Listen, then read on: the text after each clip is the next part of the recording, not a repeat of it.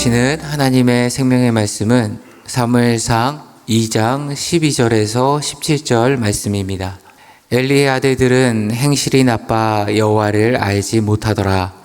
그 제사장들이 백성에게 행하는 관습은 이러하니 곧 어떤 사람이 제사를 드리고 그 고기를 삶을 때에 제사장의 사환이 손에 3살 갈고리를 가지고 와서 그것으로 냄비에나 솥에나 큰 솥에나 가마에 찔러 넣어 갈고리에 걸려 나오는 것은 제사장이 자기 것으로 가지되 실로에서 그곳에 온 모든 이스라엘 사람에게 이같이 할 뿐 아니라 기름을 태우기 전에도 제사장의 사환이 와서 제사 드리는 사람에게 이르기를 제사장에게 구워드릴 고기를 내라.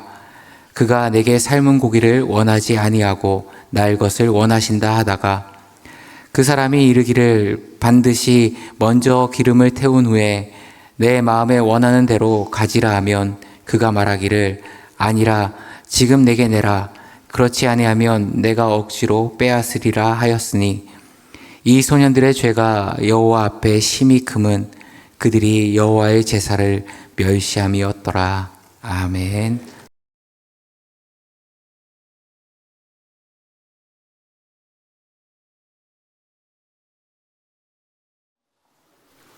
네, 오늘은 왜 신앙이 대물림되지 않을까라는 제목으로 말씀 나누도록 하겠습니다. 어떤 분이 저에게 질문을 합니다. 목사님, 폭삭 소가수다를 보셨습니까? 라고 묻습니다.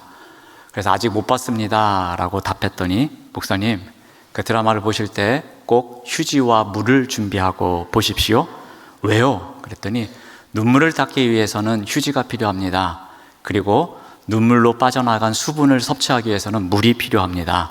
그러니 2가지 준비물을 꼭 갖춘 후에 드라마를 보시기 바랍니다 라고 합니다.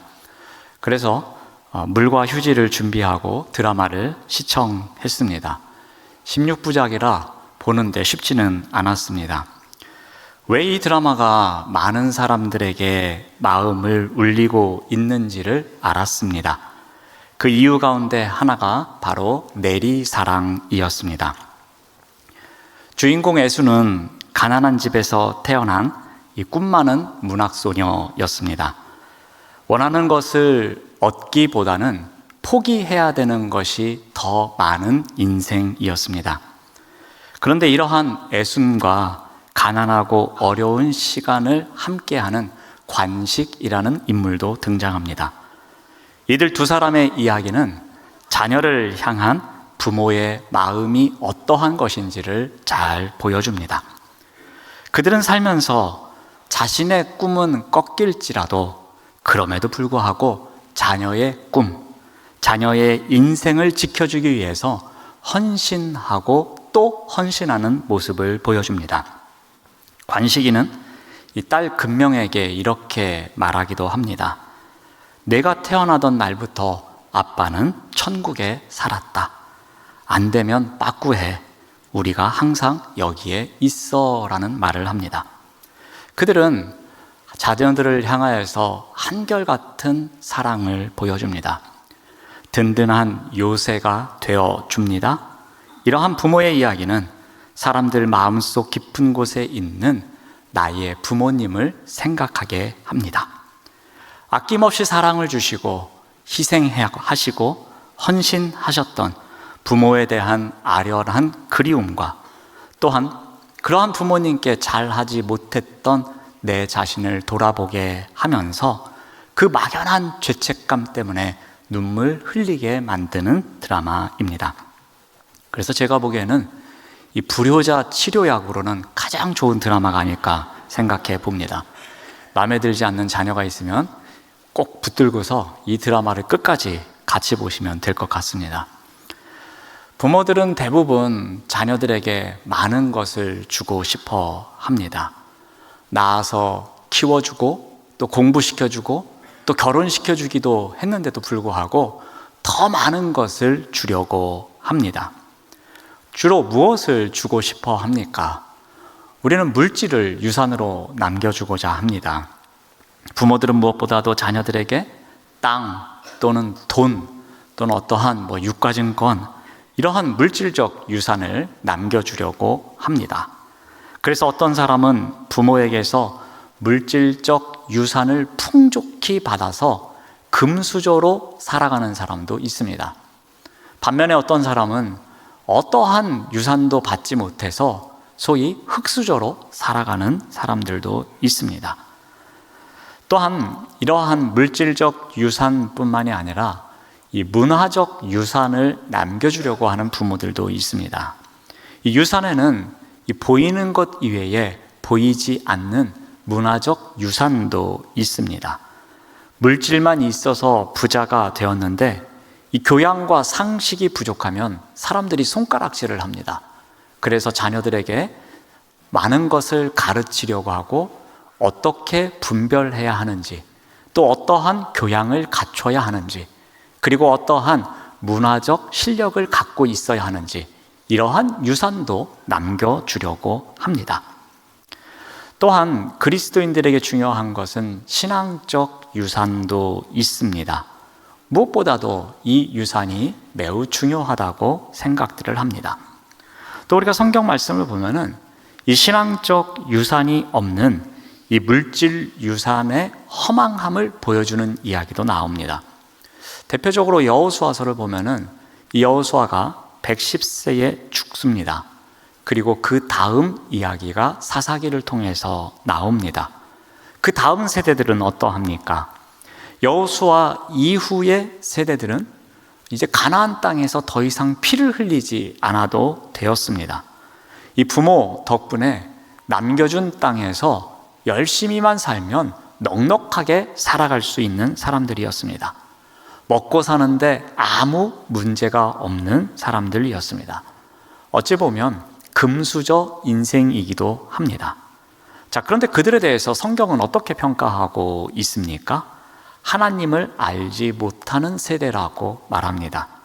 그들은 물질적 유산은 풍성하게 받았음에도 불구하고 신앙의 유산을 제대로 물려받지 못했습니다. 하나님을 제대로 알지 못하여 각자가 자기 소견에 옳은 대로 살았던 사람들입니다. 그래서 그들은 어떠했습니까? 하나님을 떠났습니다. 하나님이 싫어하시는 일에만 앞장서는 삶을 살았습니다. 그만큼 신앙의 유산을 물려주는 것, 이것이 중요함을 가르쳐주고 있습니다. 자, 그런데 이것이 그렇게 말처럼 쉽지가 않습니다. 여러분, 왜 신앙이 대물림되는 것이 이렇게 어렵습니까? 왜 신앙이 대물림되는 것이 그렇게 쉽지 않고 그렇게 말처럼 잘 되지 않습니까? 자, 오늘 본문에 이 신앙의 대물림이 실패한 이야기가 나옵니다. 우리 본문 12절 말씀을 보면은 엘리의 아들들은 행실이 나빠 여호와를 알지 못하였다라고 기록하고 있습니다. 그들은 제사장의 아들들이었습니다. 자, 그러면 그들이 제사장의 직무를 감당해야 하는 사람들이었습니다. 즉, 여호와를 가장 잘 알아야 하는 사람이었습니다. 그러므로 백성들과 여호와 사이에서 예배를 통해서 중재자의 역할을 해야 되는 사람들, 그 사람들이 바로 엘리의 아들들이었습니다. 그런데 성경은 그들에 대해서 말하기를 그들의 행실이 나빴다라고 말합니다. 즉, 우상 숭배를 선동하는 자들이었습니다. 아버지인 제사장 엘리로부터 신앙의 대물림을 온전히 받지 못했습니다. 하나님에 대한 배움은 있었을 것입니다. 하지만 그들은 삶으로 그 배움을 실천하지 못했습니다. 왜 신앙이 되물림되지 못했습니까? 여호와를 알지 못하는 것이 가장 큰 이유였습니다. 여호와를 온전히 알지 못했기에 그들의 행실이 나빴으며 그 일로 인해서 그들은 여러 가지 죄를 범하게 됩니다. 대표적인 일을 오늘 본문에서 소개하고 있습니다. 그들은 사람들이 제사를 드리기 위해서 고기를 삶으면 사환을 보냅니다. 그러면 그 사환의 손에는 항상 3살 갈고리가 있었다고 합니다. 그리고 그 갈고리로 찍는 고기는 다 그들이 가져왔노라고 합니다. 심지어 생고기를 원하기도 했습니다. 그리고 그 일에 대해서 문제가 생기면 그 일을 담당하는 사람들에게 협박하는 말을 하기도 했습니다. 그 결과 어떠한 일이 생깁니까? 17절 말씀을 보면은 이 소년들의 죄가 여호와 앞에서 심히 크면 그들이 여호와의 제사를 멸시함이었더라 라고 합니다. 제사장에게 가장 중요한 제사, 이것을 멸시하는 결과를 가져오게 됩니다. 그들이 여호와 앞에서 제사를 경홀히 여깁니다. 제사에 담겨져 있는 영적인 의미를 중요하게 생각하지 않습니다. 그들은 제사장이라는 자리만 물려받았을 뿐 그 자리에서 어떻게 해야 되는지, 그리고 어떠한 영적인 의미가 있는지, 그리고 무엇이 중요한지 도무지 알지 못하는 인생이었습니다. 제사장의 자리에서 하나님 앞으로 거룩하게 나아갈 줄도 몰랐습니다. 오히려 그 제사장의 자리를 더럽히는 삶을 살았던 것입니다. 신앙의 대물림이 실패했을 때 나타나는 현상을 보여주고 있습니다. 우리 또한 어떠합니까? 신앙의 대물림이 실패했을 때에 어떠한 일이 일어납니까? 신앙의 유산이 불분명하면 하나님이 부모를 통해 하신 아름다운 일들을 잊어버리게 만듭니다. 하나님을 위해서 충성을 다하고 헌신하며 살아온 일들, 이것이 자녀들에게 기억되지 않게 됩니다. 온전히 전달이 되지를 않습니다. 그렇게 마음에 새겨진 신앙의 유산이 없으면 결국 그 자녀들이 교회를 떠나고 몸과 마음이 떠나는 것을 보게 됩니다. 점점 하나님을 잃어버린 세월을 살아가게 됩니다. 하나님 섬김을 떠나면 그 인생이 무엇을 추구하고 있겠습니까? 때로는 돈을 추구합니다. 때로는 명예를 추구합니다. 때로는 권력을 추구합니다. 자신의 이익을 섬기고 있습니다. 자신의 몸과 마음이 원하는 것, 눈에 보기에 좋은 것을 따라 살아가는 삶을 보게 됩니다. 세상의 욕망을 따라가게 됩니다. 그나마 이 정도면 얌전한 편입니다. 더 나아가면은 어떤 이들은 십자가에 대한 더 부정적인 이야기를 하며 살아갑니다. 교회를 비판합니다. 비난합니다. 더 나아가 저주하는 것을 볼 때도 있습니다. 그들은 교회가 교리를 통해서 자신들의 자유를 억압했노라고 세상에서 배운 지식과 학문으로 비판하기 시작합니다. 또 인터넷을 통해서 여러 가지 정보를 취합해서 자신의 존귀한 부모 세대에 하나님이 부어주신 그 복에 대해서 비판하기 시작합니다. 혹자는 모태 신앙임에도 불구하고 이전에 받은 상처들만 간증하며 살아가는 경우도 있습니다. 그 결과 어떻게 됩니까?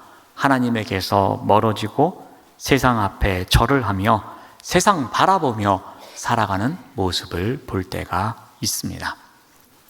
자, 그렇다면 우리가 이제 생각해 볼 것은 우리가 하나님을 경외하는 신앙의 되물림을 위해서 어떻게 해야 하는가라는 것입니다. 한번 그 부분에 대해서 한 두 가지 정도 잠깐 생각해 보고자 합니다.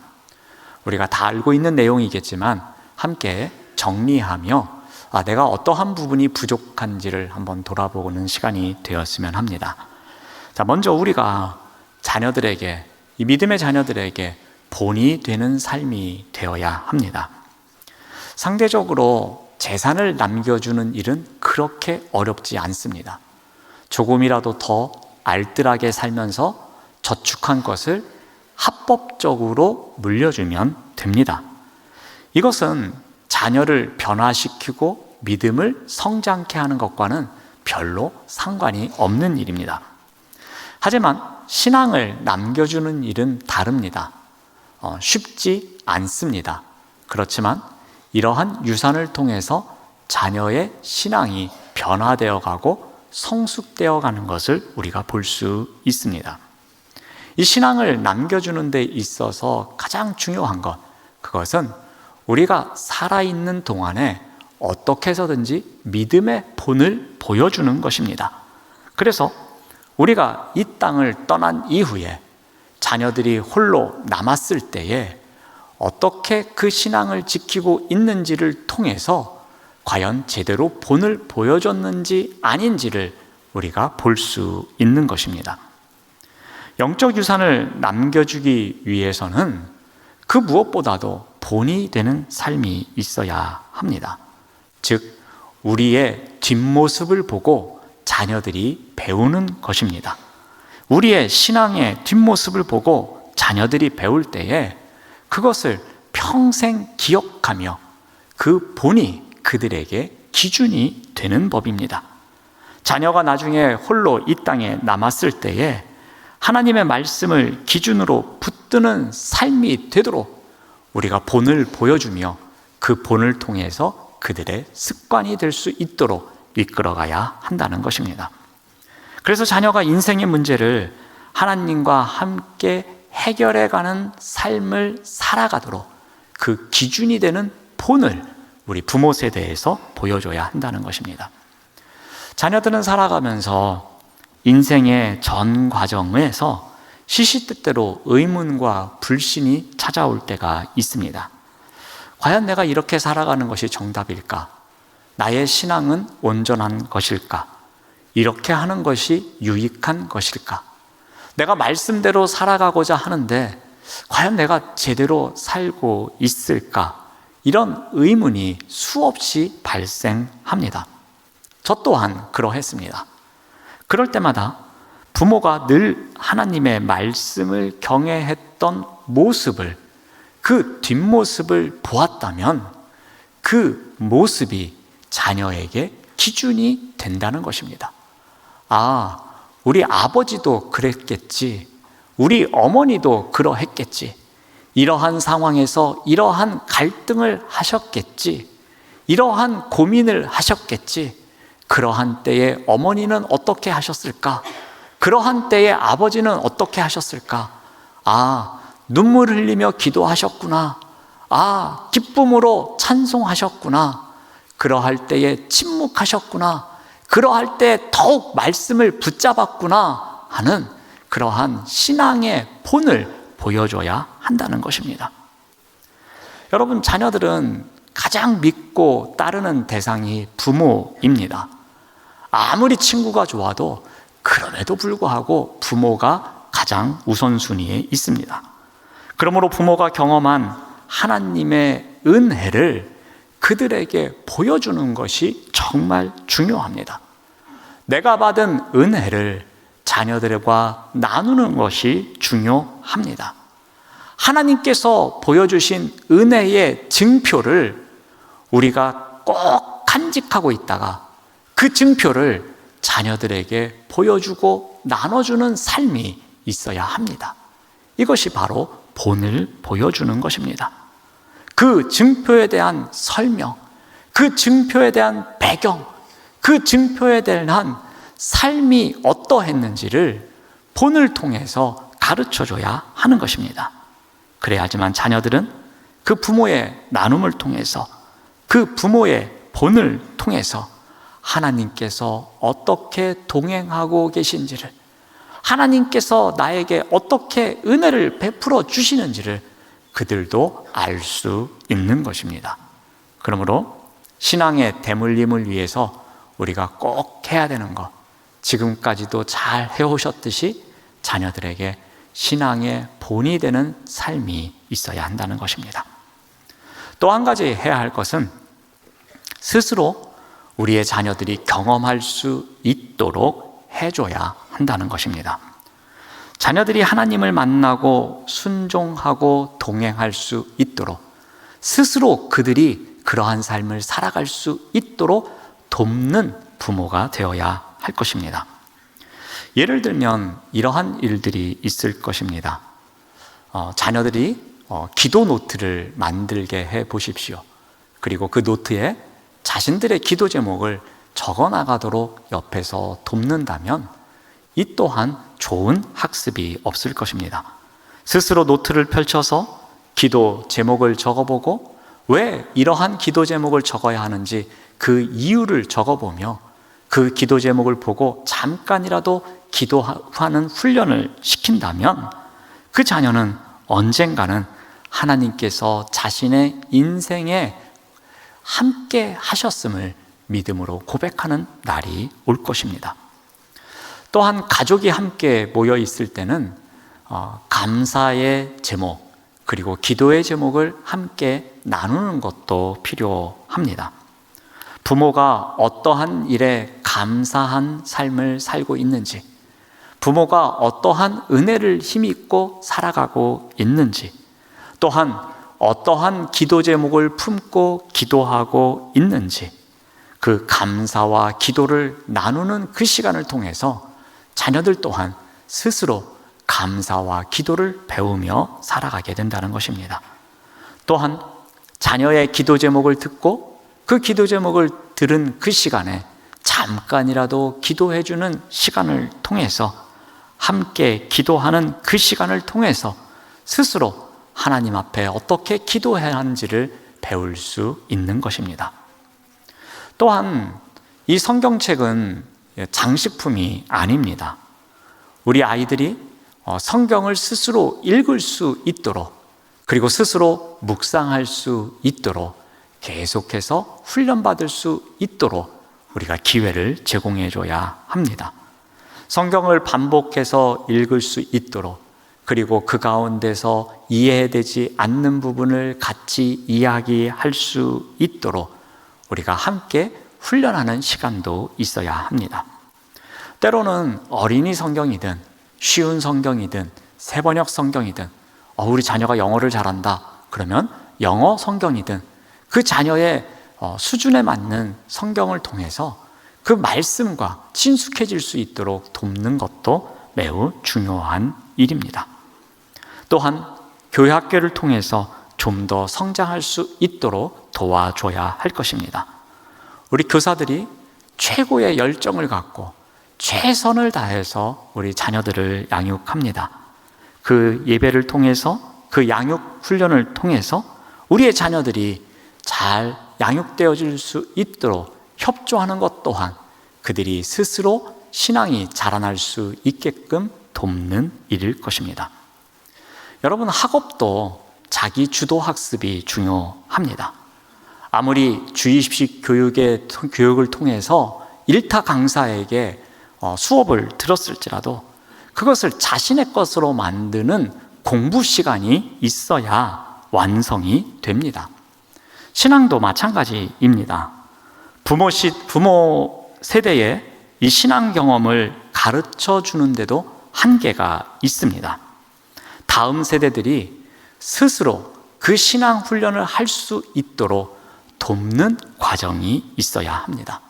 실패하더라도 다시 도전할 수 있도록 격려해 주고 조금 더디더라도 끝까지 응원해 주며 내가 잘할 수 있노라고 옆에서 함께 해주는 것이 필요합니다. 그래서 스스로 깨달아갈 수 있도록 스스로 하나님과 인격적으로 만나갈 수 있도록 그 삶을 살아낼 수 있도록 돕는 역할을 우리가 해야 하는 것입니다. 이러한 과정이 있어야지만 신앙이 대물림 되는 것입니다. 지난주에 제가 예장 유럽 선교대회를 다녀왔습니다. 유럽에 파송된 우리 교단 선교사님들이 한 80분 정도 계십니다. 그리고 1년에 한 번씩 자녀들과 함께 모여서 이 수련회를 합니다. 그분들이 모이면은 자녀들까지 대략 한 150명 안팎의 사람들이 모입니다. 그러니 150여 명이 모여서 수련회를 하기 위해서는 비용이 많이 필요합니다. 그리고 이 비용을 스스로 마련할 수가 없기에 이 후원교회를 찾습니다. 작년 9월이었습니다. 예장 유럽 선교회 회장님이 후원교회를 찾기 위해서 이 한국을 방문했습니다. 여러 교회를 방문하며 후원을 요청했지만 계속해서 거절을 당했습니다. 그리고 후배 선교사님을 통해서 저에게 연락이 왔고 저희 교회를 방문하게 됐습니다. 이 수련회를 준비하는 과정에서 어려움을 이야기하십니다. 그리고 후원교회가 되어달라고 간곡하게 부탁을 합니다. 이 눈물이 많으신 이 순수하신 선교사님이셨습니다. 그런데 이 수련회를 돕는 일은 그렇게 쉬운 일은 아닙니다. 적지 않은 비용을 지불해야 합니다. 그리고 또 일정 시간을 또 헌신해야 하는 일이 있습니다. 그런데 저의 마음을 움직인 이 결정적인 일이 있었습니다. 재작년에 우리가 협력하는 선교사님 자녀들을 만난 일이 있었습니다. 그때 이렇게 동영상을 보여주면서 이런 선교 대회가 있고 그때 자신들이 만든 영상을 보여주면서 자신들은 1년에 한 번 있는 이 수련회를 정말 간절히 기다린다고 이야기를 합니다. 그런데 이 예장 유럽 선교회 회장님이 오셔서 말씀하실 때 그때 들었던 이야기가 생각이 났습니다. 선교사님 자녀들이 1년에 한 번 있는 수련회를 그렇게도 기대한다고 하는데 쉽게 거절할 수가 없었습니다. 그래서 기도하면서 당에 안건을 냈고 우리 교회가 일정 부분 돕기로 결정을 했습니다. 그래서 올해는 독일에서 수련회가 있었습니다. 올해도 150명 넘는 인원이 모였습니다. 그리고 이전처럼 마지막 날 집회 시간에 자녀들이 준비한 프로젝트를 발표하는 시간이 있었습니다. 그것을 보는데 눈물이 날 정도였습니다. 왜 그런가 하면은 이 선교대회를 통해서 자녀들에게 신앙을 전수하기 위해 애쓰시는 이 선교사님들의 마음이 느껴졌기 때문입니다. 선교사가 되어서 유럽의 각 지역에서 사역을 감당하십니다. 사역지가 유럽이라고 해서 사람들에게 오해를 많이 받는다고 합니다. 상황을 잘 모르시는 분들이 마냥 부러워하기만 한다고 합니다. 그런데 말이 유럽이지 거의 모든 분들이 생활고에 시달리며 사역을 감당하고 계셨습니다. 그러니 자녀들은 어떠하겠습니까? 말 못할 사정이 너무나도 많았습니다. 부모의 선택 때문에 자녀들은 자신들이 희생되고 있다고 생각하는 자녀들도 있었습니다. 부모의 신앙에 부정적인 자녀들도 있었습니다. 실제로 어떤 자녀는 고등학교 때 집을 나가서 2년 동안 노숙자 생활을 하다가 되돌아온 청년도 있었습니다. 그래서 이 예장 유럽 선교대회는 사역에 지친 선교사님들이 모여서 서로 위로하고 격려하는 시간이면서 동시에 자녀들에게 신앙을 전수하기 위한 수련회이기도 합니다.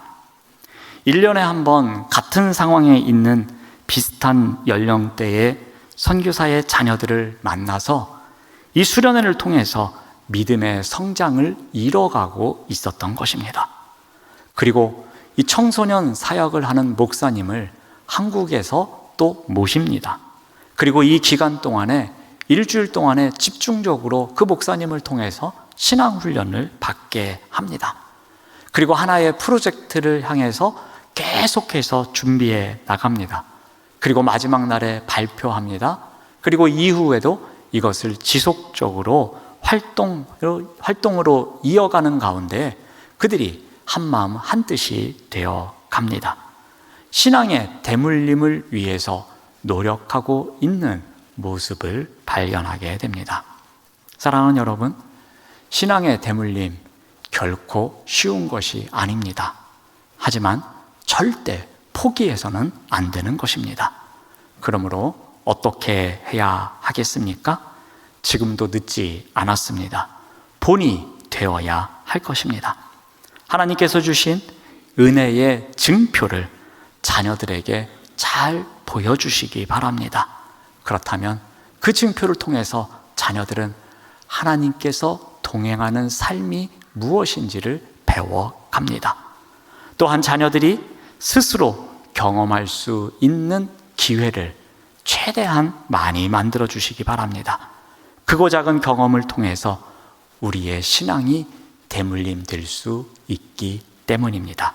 이와 같은 것을 통해서 신앙의 대물림을 이루어 가시는 우리 모두가 되시기를 바랍니다. 기도하겠습니다. 하나님 감사합니다. 신앙의 대물림이 우리에게 맡겨주신 귀한 사명임을 다시 한번 깨닫습니다. 다음 세대들에게 신앙의 본을 보이고 스스로 성장할 수 있는 기회를 만들어가는 거룩한 사명을 감당하는 우리 모두가 될 수 있도록 인도하여 주시옵소서. 예수님의 이름으로 기도드립니다. 아멘.